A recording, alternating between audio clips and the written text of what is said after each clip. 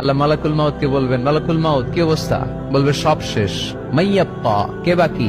মালাকুল মাউত বলবে জিনেরা বাকি, যাদেরকে দেখা যায় না। আল্লাহ বলবেন জিনদেরকেও শেষ করে ফেলো, রুহু কবজ করো। মালাকুল মাউত আজরাইল জিনদের রুহু কবজ করবে। আল্লাহ এবার জিজ্ঞেস করবে, ইয়া মালাকাল মাউত আখবিরনি মাইয়াপ্পা, এবার বলো আর কে বাকি? মালাকুল মাউত বলবে, আল্লাহ মানুষগুলো সব শেষ, জিনগুলাও শেষ, এবার বাকি ইবলিশ শয়তান। কে বাকি?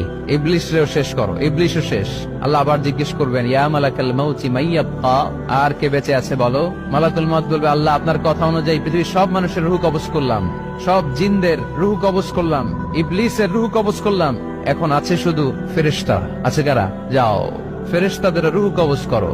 ফেরেশতাদের রুহু কবজ হয়ে যাবে। এবার আল্লাহ জিজ্ঞেস করবেন, ইয়া মালাকাল মাউত আখবিরনি মাইয়াব্বা। মালাকুল মাউত বলবে, আল্লাহ আপনার কথা মতো ধরে ধরে সব শেষ, ফেরেশতাও শেষ, 4 জন ছাড়া। কয়জন ছাড়া? জোরে বলেন, কয়জন ছাড়া? ইসরাফিল, জিব্রাইল, মিকাইল, আজরাইল।